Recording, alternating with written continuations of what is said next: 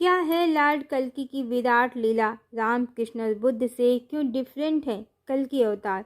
360 degree परम शक्ति का रहस्य जो 3 युगों से छुपा था अब प्रकट होगा पूर्णता के साथ सत्युग के अवतरण के लिए। जाने परम गूढ़ रहस्य। हेलो फ्रेंड्स, आदिशक्ति कौन है? परम चेतना है। परम चेतना का स्थित तत्व है, मूल प्रकृति है। वो परम सत्ता है जिनकी कोख से समस्त जीवों की उत्पत्ति हुई है। जब परम चेतना ब्रह्मा है, क्रिएटर है, तो ब्रह्माणी है, उनकी क्रिएट करने की शक्ति है। जब वो पालन करता है, विष्णु है, तब वो लक्ष्मी है, नारायणी है, वैष्णवी है, उनकी पालन करने की शक्ति है। और वही परम चेतना जब महाकाल या महेश्वर है, तब वो उनकी संहारकारिणी शक्ति है। उमा है, भवानी है, पार्वती है, गौरी है। महाकाल की शक्ति महाकाली है, महाविष्णु की शक्ति महालक्ष्मी है। एक तथ्य समझें, ईश्वर एक एनर्जी है, विशुद्ध तत्व है, और एक ही एनर्जी समस्त जगत की क्रिएटर यानी रचयिता, पालन करता और संहार करता है। एक ही एनर्जी है। एनर्जी कभी डिवाइड नहीं होती है, सिर्फ प्रकाशित होती है। इसलिए भी कई भगवान नहीं हैं। कई भगवान सिर्फ पुराणों की कल्पना है जो उनके लिए रचे गए हैं, जिन्हें आध्यात्म में, चेतना के रहस्यों में रुचि नहीं है, पर फिर भी वो परमात्मा को समझना चाहते हैं, किस्से, कहानियों, मनोरंजन के माध्यम से। इसी कारण पुराणों में मिलावट की संभावना भी कहीं ज़्यादा है। पर आध्यात्म, जहाँ ईश्वर को कहानियों नहीं, बात बतकही किस्सों के माध्यम से नहीं, चेतना के रहस्यों के माध्यम से, एनर्जी के सत्य के माध्यम से समझा जाता है, तो कई परमात्मा नहीं है। परमात्मा एनर्जी है, वंडरफुल लव की एनर्जी है, विशुद्ध प्रेम की ऊर्जा है, विशुद्ध तत्व है। तत्व मतलब चेतना, मैटर नहीं। तो वेदों से समझें, उपनिषदों से समझें, स्वयं को एनर्जी समझें और एनर्जी के स्तर से समझें, तब समझ आएगा कि एक एनर्जी जो प्रेम की ऊर्जा है, वो ही समस्त जगत की नियंता, पालन करता और संहार करता है।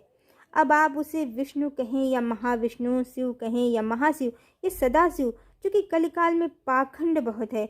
हर कोई स्वयं को महाज्ञानी सिद्ध करने के लिए परमात्मा के विषय में प्रलाप करते रहते हैं। शिव से बड़े सदाशिव हैं, शंकर अलग हैं, शिव अलग हैं। अब तो ये भी सोशल प्लेटफॉर्म पर चल रहा है, गौतम बुद्ध अलग और भगवान बुद्ध अलग हैं, जिसका रेफरेंस भी पुराणों के आधार पर दिया जाता है। जल्द ही इसकी माया को भी हम काटेंगे किसी कंटेंट में। मनुष्य ने ना तो स्वयं को जाना, न ऊर्जा को, न ईश्वर को, न ही आदिशक्ति को। आदिशक्ति ही परमात्मा की शक्ति है, और उनकी पत्नी भी जो उनमें ही स्थित हैं, उनका ही स्त्री रूप है, उनकी महामाया है या योग माया है। आजकल सोसाइटी में, विशेषकर सोशल प्लेटफॉर्म की सोसाइटी में, सब शोर मचाते हैं, मैं ट्विन फ्लेम हूँ, मैं ट्विन फ्लेम हूँ। पर वास्तविक ट्विन फ्लेम तो परमात्मा और उनकी परम शक्ति ही हैं, जो बिल्कुल एक जैसे होकर स्त्री और पुरुष का रूप बनाकर प्रेम लीला करते हैं, और जिनकी प्रेम लीला ही समस्त जगत की उत्पत्ति का कारण है। कलयुग की ऊर्जा तामसिक है, निगेटिव एनर्जी वाली है। ज्ञान चेतना के लुप्त हो गए हैं, ज्ञान चेतना के लुप्त हो गए हैं। मनुष्य ईश्वर को एनर्जी न समझकर विभिन्न अलग अलग लोकों में अनेकानेक स्त्रियों के साथ कल्पना करते हैं। इसी से समझ सकते हैं कि मनुष्यों की बुद्धि इस समय कितनी मोटी है। कुछ ज्ञान नहीं है, बस इस पुराण में वो लिखा है, उस पुराण में ये लिखा है। शिव विष्णु के पिता हैं, विष्णु शिव के पिता हैं, आदिशक्ति सबकी, ब्रह्मा विष्णु महेश की माता हैं, शिव की 4 पत्नियां हैं, विष्णु की 8 पत्नियां हैं। जो मनाता है सब चल रहा है, और सोशल मीडिया, विशेषकर यूट्यूब, इसमें बड़ा सहायक है। हद तो तब हो जाती है जब कुछ लड़कियां कहती हैं कि बहन, राधा रानी स्वयं कहती हैं कि रुक्मिणी, तुम और मैं तो एक ही हैं, हम दोनों कृष्ण का प्रेम है। और रुक्मिणी मैया कहती हैं, हम 8 8 क्यों, हम 16,108 सब देवी लक्ष्मी हैं। हम बढ़ बढ़ कर, टूट टूट कर कृष्ण को प्यार करेंगी। हम सब आसमान में साथ ही तो रहती हैं, अब धरती पर आई हैं कृष्ण के साथ प्रेम लीला करने। जबकि वास्तविक कहानी श्री कृष्ण की तो संघर्षों से भरी है, और इन कहानियों के आधार पर, नकली किस्से कहानियों के आधार पर डिसाइड किया जाता है कि ईश्वर पुरुष है और उसकी अनेक बेबियां हैं जो आसमान में, बिरजा नदी के पार, दूर, बहुत दूर अंतरिक्ष में इन सब के साथ रहते हैं। ये तो कलयुगी ज्ञान है, कलयुगी धर्म चर्चा है। अब इससे क्या ही ईश्वर का सत्य स्वरूप पता चलेगा क्या ही आदि शक्ति की महिमा पता चलेगी। परम पुरुष की परम शक्ति, उनकी पत्नी, एकमात्र समस्त जगत की स्वामिनी है जगदम्बिका। क्या उनकी महिमा इन कहानियों से पता चलेगी। पर अब जैसा कि हम पहले भी कई वीडियोस में बता चुके हैं, परमात्मा ऊर्जा है, प्रेम की ऊर्जा है और समस्त जगत इसी ऊर्जा का एक मैनिफेस्टेशन है और कुछ नहीं। स्वप्न देख रही है परम चेतना और समस्त जगत जिसकी मनुष्य कल्पना कर सकते हैं और जिसकी नहीं भी, सब परमात्मा के संकल्प के आधार स्थित है। बस उनके स्वप्न के अतिरिक्त कुछ नहीं है। वास्तव में सिर्फ एनर्जी ही एग्जिस्ट करती है। मैटर तो एनर्जी की माया है। माया के जगत में माइंड का मैट्रिक्स है जिसे एनर्जी ने ही क्रिएट किया है। यहाँ जगत में जितनी भी चेतनाएं हैं सब परम चेतना की कार्बन कॉपी हैं, यानी सब एनर्जी हैं। पर सब परमात्मा के माया लोक में अपना सत्य स्वरूप भूलकर, अपना सत्य भूलकर भटक रहे हैं और स्वयं को शरीर समझ रहे हैं। जिनको थोड़ा ज्ञान है तो वो स्वयं को सोल, रूह, आत्मा या स्पिरिट समझ रहे हैं। पर वास्तव में ये सोल या आत्मा भी एनर्जी है और हर चेतना या एनर्जी जो भी धरती लोक यानी माया के लोक में प्रकाशित हो रही है सब परमात्मा की कार्बन कॉपी ही है। पर परमात्मा को तो सब पता है ये माया लोक है, उनका एक स्वप्न है। पर जो जीवात्माएं या एनर्जीज यानी परमात्मा के प्रतिबिंब, कार्बन कॉपी यहाँ प्रकाशित हुए हैं, वो परमात्मा की माया के अधीन है और स्वयं को आत्मा या शरीर समझकर जन्म जन्म कर्म, इच्छा, आसक्ति के बंधनों में भटक रहे हैं। जो भी चेतना जिस दिन अपना सत्य जान जाती है कि वो स्वयं एनर्जी है, माया से परे विशुद्ध चेतना है, परमात्मा है, तो वो इस माया लोक से परे हो जाती है, अपने ओरिजिनल फॉर्म को पा जाती है। हमने पहले ही बताया है धरती पोल शिफ्ट कर रही है, जिसके साथ ही एनर्जी भी शिफ्ट हो रही है। अब डिवाइन एनर्जी इंटर कर रही है धरती लोक में और कली की ऊर्जा या नेगेटिव एनर्जी एग्जिट हो रही है। तो इसीलिए ये सब चेतना के रहस्य अब उन सब लोगों को ज्ञात होंगे जो स्पिरिचुअल जर्नी में स्वयं की तलाश में हैं, और बाकी जो धर्म के नाम पर धूप, अगरबत्ती, भजन, कीर्तन और कथाओं से संतुष्ट हैं, तो वो लोग स्वयं में मगन हैं, गहरी निद्रा में हैं, ईश्वर से, उनके सत्य स्वरूप से कोसों दूर हैं। अभी उनकी आध्यात्मिक उन्नति में हजारों जन्मों की दूरी है। और पोल शिफ्ट के साथ धरती की बढ़ी हुई ऊर्जा में सिर्फ हाई कॉन्शियस सोल ही सरवाइव कर सकती हैं। इसलिए जो एक्सट्रीम लेवल पर मेटलिस्टिक हैं वो अब धरती के डिवाइन एरिया से आउट होंगे। इनमें वो सब भी होंगे जो भगवान को अनेकों का पति कहते समझते हैं, परमात्मा के सत्य स्वरूप को मानने से इनकार करते हैं, जो आदि शक्ति का सत्य स्वीकार करने से घबराते हैं कि परम चेतना की एक ही पत्नी है आदि शक्ति, क्योंकि डिवाइन एरा में ईश्वर का सत्य स्वरूप ही पूजा जाएगा। परमात्मा के शक्ति तत्व की उपेक्षा नहीं होगी जैसा कि कल काल में हुआ है, और परमात्मा के सत्य स्वरूप को मानने वाले लोग इस समय ना के बराबर हैं कलिकाल में। तो इसीलिए भविष्यवाणियां हैं जनसंख्या के घट जाने की। तो हाई कॉन्शियस सोल ही सतयुग में प्रवेश करेंगी, बाकी लोग धरती के डिवाइन एरिया से आउट होंगे। अब परमात्मा एक एक को सबको समझाने तो जाएंगे नहीं कि मुझे कईयों का पति मत बनाओ, मेरे बारे में दुष्प्रचार मत फैलाओ, क्योंकि हर चेतना में ही ईश्वर का स्वरूप है, उनका ही प्रतिबिंब है हर चेतना, और इसीलिए हर चेतना में ईश्वर स्थित हैं। और सांसारिक तिकड़मबाजी छोड़कर जब कोई अपनी चेतना से पूछेगा तब स्वयं ही उसकी चेतना सत्य बता देगी कि परमात्मा तो ऊर्जा है, विशुद्ध तत्व हैं, परम चेतना है, उनकी पत्नी भी चेतना ही है, परम शक्ति ही है, उनका ही स्थिर रूप है, उनमें ही स्थित है। किससे कहानियों की बात अलग है पर चेतना की बात अलग ही है। स्वयं की आत्मा या चेतना कभी झूठ नहीं बोलती है, वो स्वयं ही सत्य बता देती है। किताबों में लिखा है, इसलिए कुछ भी सत्य नहीं होता है। सत्य वो होता है जिसे स्वयं की चेतना स्वीकार कर पाने में समर्थ हो। ज्ञान के अभाव में कुछ भी सच समझा जा सकता है, पर ज्ञान की रोशनी में जब चेतना का सत्य नजर आता है तो सारे भ्रम स्वयं ही दूर हो जाते हैं। तो जो हाई कॉन्शियस सोल है वो ही जो ईश्वर के सत्य स्वरूप को जानती होंगी, समझती होंगी, वो सतयुग में प्रवेश करेंगी, क्योंकि सतयुग सत्य का युग है। सत्य का युग है, ज्ञान का युग है, इल्यूजन का नहीं। तो सत्य, न्याय, करुणा के पथ पर चलने वाली आत्माएं ईश्वर का सत्य स्वरूप समझने जानने वाली आत्माएं ही सतयुग में प्रवेश करेंगी। सतयुग लगने से पहले ही इल्यूजन, झूठ, छल, कपट, प्रपंच की ऊर्जा और उसको कैरी करने वाली एनर्जी, चेतनाएं इस धरती से आउट हो जाएंगी। परमात्मा का ये अवतार, कल की अवतार, न भगवान राम के जैसा है, न भगवान कृष्ण के जैसा है, न भगवान बुद्ध के जैसा है। भगवान राम ने रावण को हराया, कृष्ण ने पांडवों को जिताया, श्रीमद् भगवद गीता का अनुपम ज्ञान दिया, भगवान बुद्ध ने आत्म जागृति का पथ दिखाया। पर कल की अवतार बिल्कुल डिफरेंट हैं सभी अवतारों से। भगवान 64 कलाओं से युक्त हैं और इस बार मानवीय नहीं, ईश्वरी लीला ही वो करेंगे।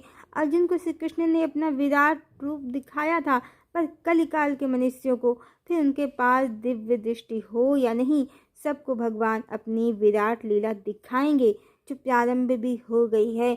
कैलिफोर्निया की आग जो अब तक कितने ही चर्च, मस्जिद, हॉस्पिटल, शॉपिंग मॉल और हजारों घरों को निगल चुकी है, ये उसी लीला का ट्रेलर है। जैसे कोरोना काल भी उसी लीला का इंट्रोडक्शन है, जिसको वो ही समझ पाए हैं जो जागृत हैं। तो कल की विराट लीला करेंगे और सारा जगत देखेगा। किसी पल में मेटेरियलिस्टिक वर्ल्ड तबाह हो जाएगा और परमात्मा की शक्ति के आगे मनुष्य घुटने टेक देगा। तो लगता है भगवान प्रकट हो गए हैं या नहीं?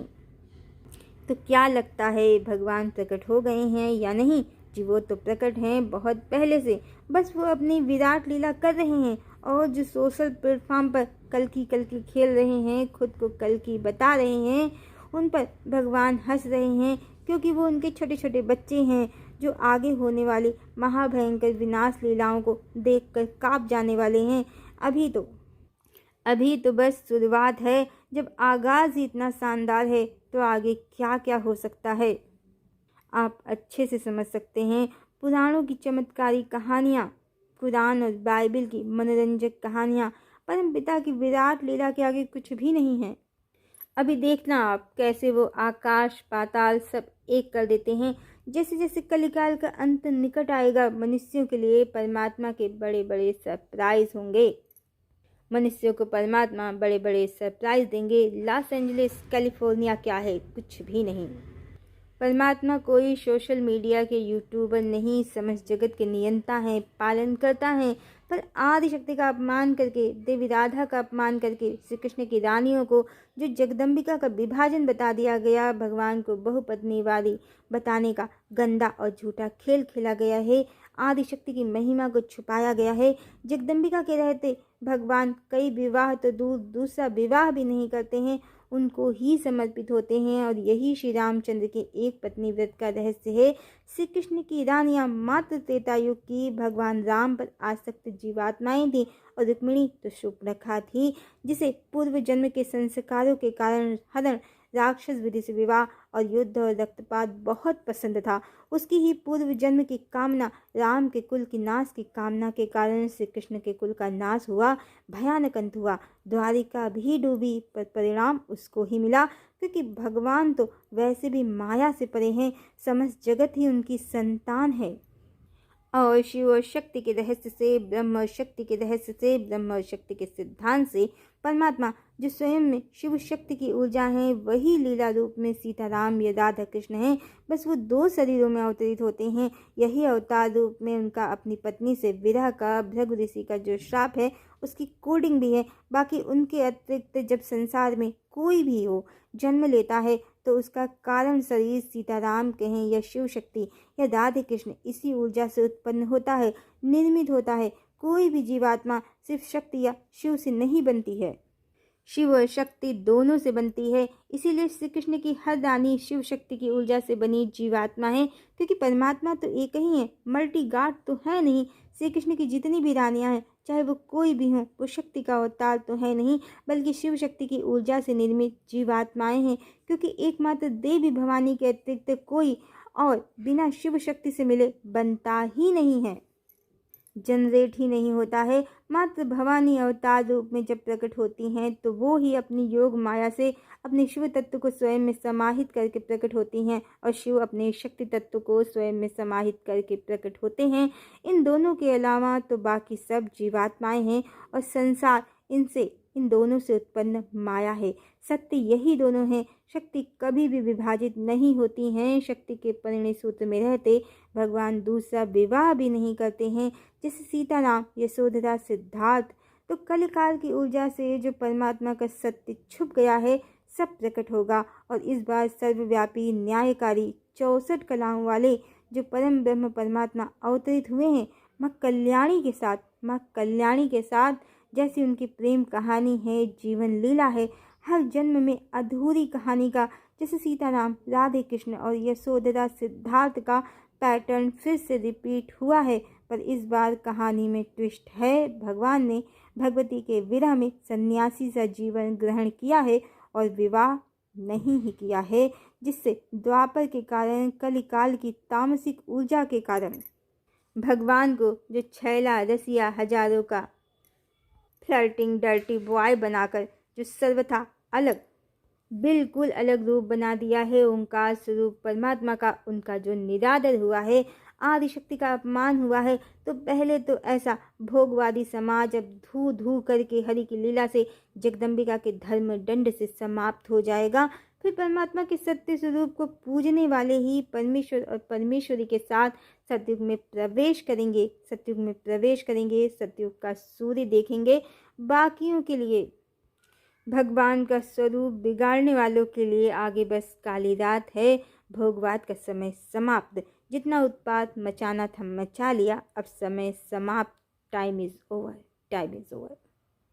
और अब कोई डेविल एनर्जी, शुक्राचार्य की एनर्जी या फिर वैम्पायर मॉन्स्टर जो भी हों, उनका समय भी समाप्त हो गया है, क्योंकि ये समय आदि शक्ति का है, माँ भवानी का है। शुक्राचार्य की ऊर्जा, वैम्पायर एनर्जी ही अभी तक काम कर रही थी और संसार को चमचमाता मैजिक लोक दिखा रही थी, लोगों को भ्रमित कर रही थी, ईश्वर से विमुख कर रही थी, यहाँ तक कि ईश्वर को ही अनेकों का पति बनाकर भोगवाद फैला रही थी। आसमान ने ईश्वर का औरतों संग लोक बता रही थी। पर लॉस एंजलिस जैसे जल रहा है, वैसे ही अब डेविल एनर्जी, शुक्राचार्य की एनर्जी, वैम्पायर एनर्जी, कली की माया सब धू धू करके जल रहे हैं। इनका समय तो कब का समाप्त हो गया। अब समय मात्र आदिशक्ति का है, तो प्रतीक्षा कीजिए। परमात्मा मात्र 2 शरीरों में ही अवतरित होते हैं। उनका पुरुष रूप ही कृष्ण या राम है, स्त्री रूप ही, शक्ति रूप ही माँ सीता या माँ राधा है। और ईश्वर को सिर्फ पुरुष समझना यही कलिकाल की माया है। बिना देवी भवानी के कृष्ण परमात्मा के मात्र शिव तत्व मैस्कुलाइन एनर्जी हैं, शक्ति से रहित शव हैं। देवी भवानी ही उनका प्राण हैं और उनसे संयुक्त होते ही वो अर्धनारीश्वर हो जाते हैं, सच्चिदानंद हो जाते हैं, पूर्ण काम हो जाते हैं। पति तो वो देवी भवानी के ही हैं। तो प्रतीक्षा कीजिए कलयुग के बड़े भयानक अंत के साथ जिस सभ्यता संस्कृत का उदय होगा, वो परमात्मा के सत्य स्वरूप को जानती भी होगी और पूजती भी होगी। वो आदिशक्ति की महिमा को भी भली भांति जानेगी, समझेगी। समस्त लीला समाप्त करके इस बार परमेश्वर के साथ जब अपने परम धाम जाएंगी, अपने वैकुंठ लोक जाएंगी, तो जो सत्य हर युग में छुपा था, इस बार वो 3D वर्ल्ड में प्रकट होगा। सतयुग की स्थापना के लिए, डिवाइन एरा, गोल्डन एरा के वेलकम के लिए। ऐसे थोड़े ही सतयुग, गोल्डन एरा या स्वर्ण युग है। माँ आदिशक्ति और स्त्री जाति का पूर्ण सम्मान और अधिकार ही गोल्डन एरा की शक्ति है। माँ आदिशक्ति और स्त्री जाति के पूर्ण सम्मान और अधिकार के लिए ही गोल्डन एरा है सतयुग। बाकी युगों में तो माँ की महिमा छुपाई गई है, पर अब नहीं। आने वाला युग माँ भवानी के तेज से ही अवतरित होगा। कैसे छुपेगी माँ की महिमा? हरिओम।